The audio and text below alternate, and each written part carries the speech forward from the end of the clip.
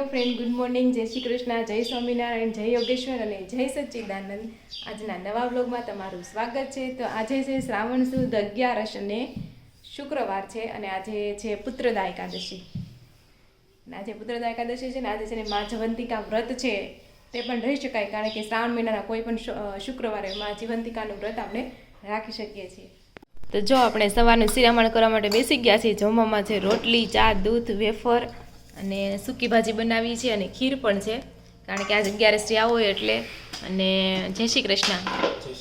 આજે 16 ઓગસ્ટ છે. ઓકે, હા, જય શ્રી કૃષ્ણ, જય Swaminarayan. Anything else? All of you ભગવાન. જય ઓલ ઓફ યુ ભગવાન. તો આજે છે ને 16 ઓગસ્ટ છે. 16 ઓગસ્ટ શુક્રવાર, ફ્રાઈડે. કંઈ ખબર છે તમને? આજે 2 વર્ષ પહેલાની વાત ખબર છે તમને? 15મી ઓગસ્ટ તને જોઈ ગયો આવ્યો તો તને. તો ત્યારે તમને એમ કેમ છું કે મારે આઝાદી છીનવાઈ જાય? એમાં શું આગળ ક્યાં ગુલામ જ ક્યાં હતા? એમ નહીં, એમ થાય ને કે લગ્ન પછી શું કે હસબન્ડ હોય એની આઝાદી છીનવાઈ જાય, બધું જોક્સ ને એવું આવતું હોય એમ. બધું જોક્સ હા, તો જો એવું બધું છે. તો હમણાં અમારે એન્ગેજમેન્ટના 2 વર્ષ થઈ જાય. 16 કે છે ને આજે પાછા આવશે. હા, ને ગેટની બહાર ઉભા રહ્યો એમ. તો ચાલો જમી લઈએ. તો જો બપોરના 12:30 થઈ ગયા છે ને મસ્ત મજાની સૂકી ભાજી અને ખીર હતી, આપણે જમી લીધી છે, કારણ કે આજે 11 હતી એટલે એવું બન્યું છે. અને અહીંયા જો મમ્મી છે, આપણા વ્લોગ જોવે છે. જય શ્રી કૃષ્ણ મમ્મી. જય શ્રી કૃષ્ણ. અને મમ્મી જો કાનાનો એક મસ્ત એવી માળા લાવ્યા છે. પવિત્રા હા, મમ્મી એવું લાગે કે હું પવિત્રા લાવી છે, મને એમ છે કે એ હું પવિત્રા એમ. મંદિરમાં છે પણ હજી તો તારે પડદો આડો થઈ ગયો છે. તો કાંઈ નહીં, પવિત્રા તો કેમ ઓલું લગાડવા પહેરવામાં આવે છે? આજ પવિત્રા એકાદશી છે ઠીક, એટલે એટલે ભગવાનને આજ પવિત્રા ધરાય. આમાં આ પવિત્રમાં પવિત્ર આ માળા કહેવાય. ઠીક, એવું એમ ને? હા, એટલે પવિત્ર એકાદશી કહેવાય. એકાદશી હોય ને એટલે આ પવિત્રા ધરાય ભગવાનને. તો જો આવી કલરફુલ છે, હા જોઈએ પિંક અને ગ્રીન ને એવી, આને કહેવાય પવિત્રા. મંદિરમાં પીળી છે ને. હા, તો જો મંદિરમાં છે ને ભગવાનને આવી પવિત્રા પહેરાવી છે, પીળા કલરની છે આ પવિત્રા. તો જો 6 વાગી ગયા છે અને મસ્ત એવું વાતાવરણ છે. અને ચકલીએ માળામાંથી ડોક્યું કાઢ્યું છે, તો યુઝ કરે છે માળો. ને આ છે અમારી શેરી, લીલાછમ ઝાડ વાવેલા. ને આ ઝાડને તમે જુઓ, એની છેલ્લી પાંદડીઓ છે ને એ ધોળી થઈ ગઈ છે. આપણે કેમ વાળ ધોળા થઈ જાય એમ છેલ્લે પાંદડામાં છેલ્લે બધું ધોળું ને ગ્રે કલરનું થઈ ગયું છે.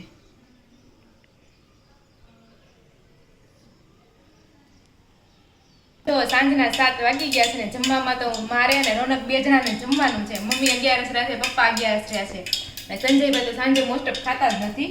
તો જો આપણું તેલ આવી ગયું છે ને વઘારિયા બનાવવાના છે રોટલીના. અમે ભલે હું તેલ આવી ગયું છે પછી વાત કરું, નકર મારે છે ને તેલ મળી જાય. આમાંથી વઘારિયામાં જેમ રાઈ વધારે હોય મને બહુ ભાવે, એટલે હું નાખી દઉં થોડી સાજી. ના તો બીજા નો ભાવેનું હું એ બીજાને કાઢી નાખવાની. અને આપણે નાખી દીધી હળદર, અને હવે નાખી દઈશું આ બટકા. કડકડિયા કડકડિયા જ બનાવવાના હોય ને.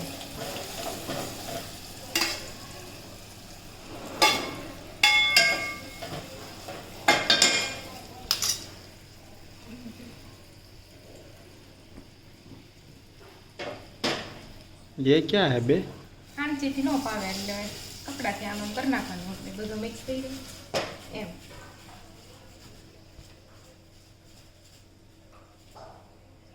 તો આને કડકડિયા એકદમ થા દેવાના છે, એટલે આજે કડી કે એમને રાખશું. ચટણી પણ નાખી દેવું. તો કેવું છે, હું બહાર બેઠી હતી ને એટલે બાજુવાળા જસના માસે બેઠા હતા. મેં કીધું મારા વઘારિયા બનાવવા છે એમ. તો હું એમ જાય ખબર છે એ કે રોટલીના બટકામાં છાશ નાખીને બનાવી નાખવાની એમ. મેં કીધું અમે તો એને શું કે રોટલીનું શાક કેવી એમ, કે અમે તો કે એને રોટલીના કડકડિયા કેવી કે એવું થયું. તો તમે કોમેન્ટ કરો, તમે આને શું કહો? અમે તો જો વઘારિયા કેવી છે. રોનકની એમ કે હું તમે કહો બટકા, રોટલીના બટકા એમ કે.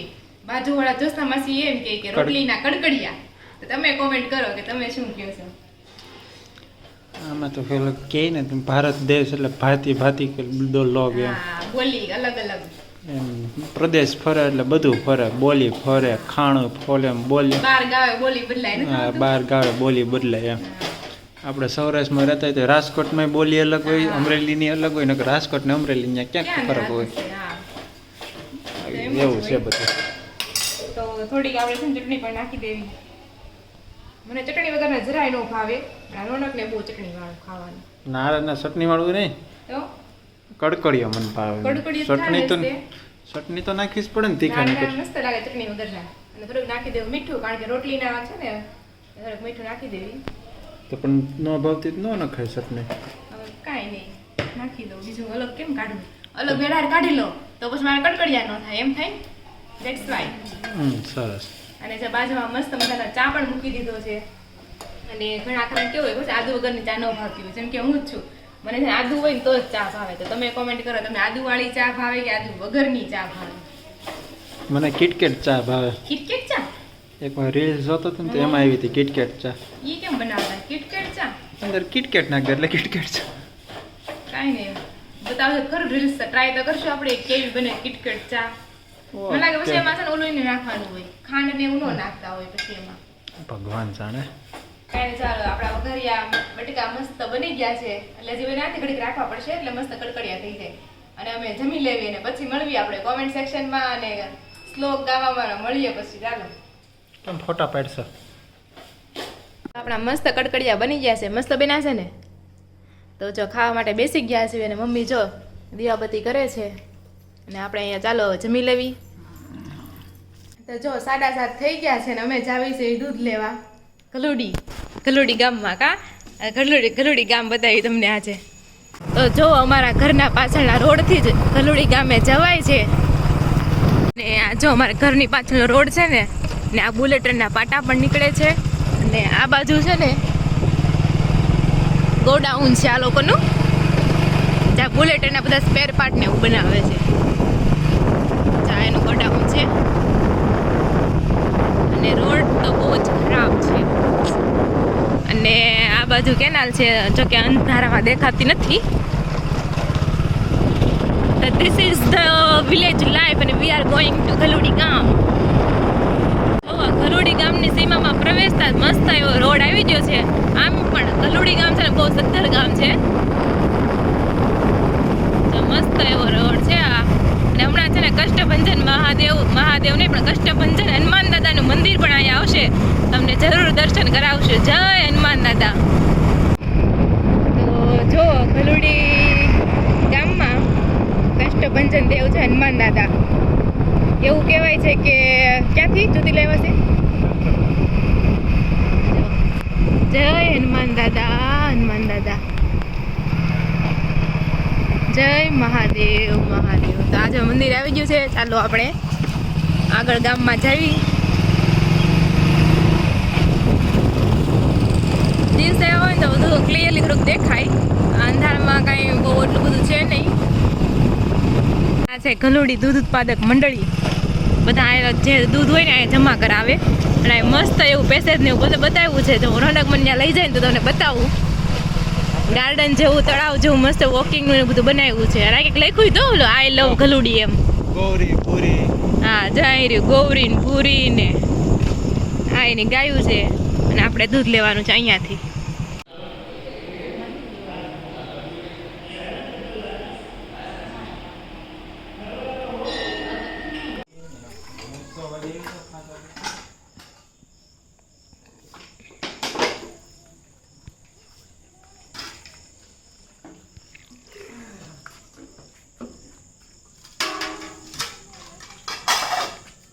એક બે એટલે ફોન કરલો એટલે જ મળી રહી. તો હું તે એક જ બે દેતી હતી આવવાની.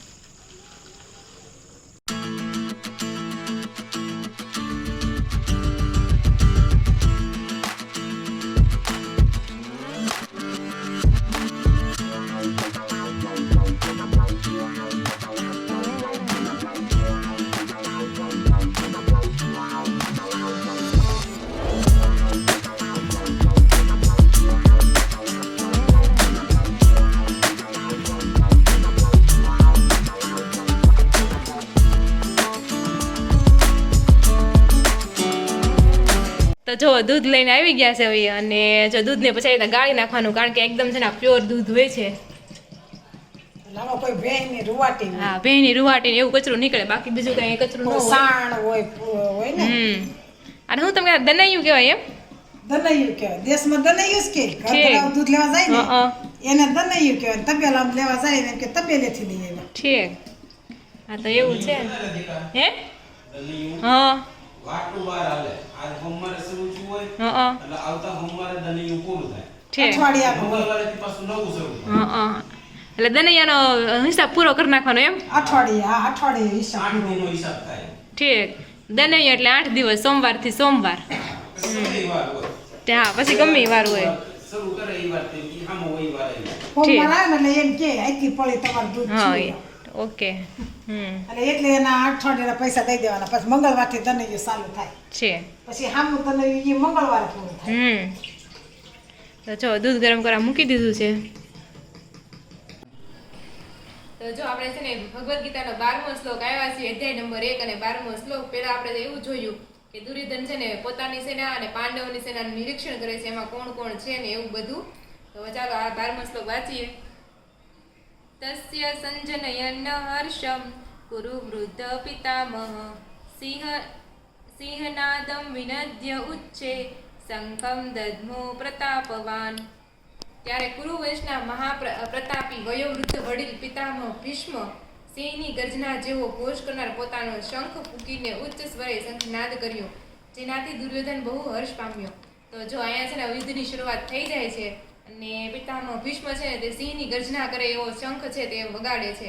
એનાથી છે ને દુર્યોધનને વિશ્વાસ આવી જાય છે કે પિતામહ છે ને કર્તવ્ય નિષ્ઠ થઈને પોતાની સેના માટે કાર્ય કરશે, યુદ્ધ લડશે અને પોતાને જરૂરથી વિજય અપાવશે.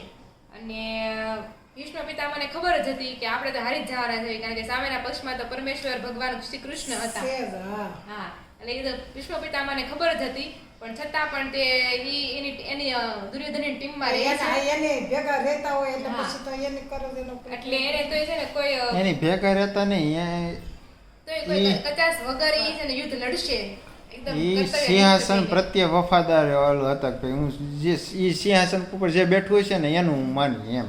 ઈ વાત હતી, સિંહાસન ઉપર જે બેહેલું માને, પણ એને પેલા પ્રણ લીધું હશે કે આ સિંહાસનની રક્ષા કરશે. એના હા, પિતાજીને એને વચન આપ્યું હતું. હા, એટલે એના લીધે એને એ પક્ષમાં એને ખબર હતી કે આ પક્ષમાં અધર્મ જ છે, હા. પણ તો એને યુદ્ધ લડવું પડ્યું. શું કામ કે એને ગાદી પ્રત્યે એટલું માન ને બીજું કે એની રક્ષા કરવાનું વચન આપ્યું હોય. પણ ઈ વચનના લીધે આખું મહાભારત રચાઈ ગયું એવું થયું. જે વચન જ ન હોત ને ભીષ્મ પિતામહ એ વચન ન આપ્યું હોત ને પિતાજીને, તો આ છે ને મહાભારત થાત જ નહીં. તો જો આ છે શ્લોક. તમારું શું કેવું છે આના વિશે? તમે છે ને જરૂરથી કોમેન્ટ કરજો. તો ચાલો હવે છે ને આપણે થોડીક કોમેન્ટ લઈ લઈએ. તો જો ગંગાબેન ફૂટની કોમેન્ટ આવી છે કે સરસ વાઘા બનાવ્યા છે. તો આ બધા વાઘા છે ને રોનકે બનાવ્યા છે. સરસ વાઘા એને બનાવ્યા છે.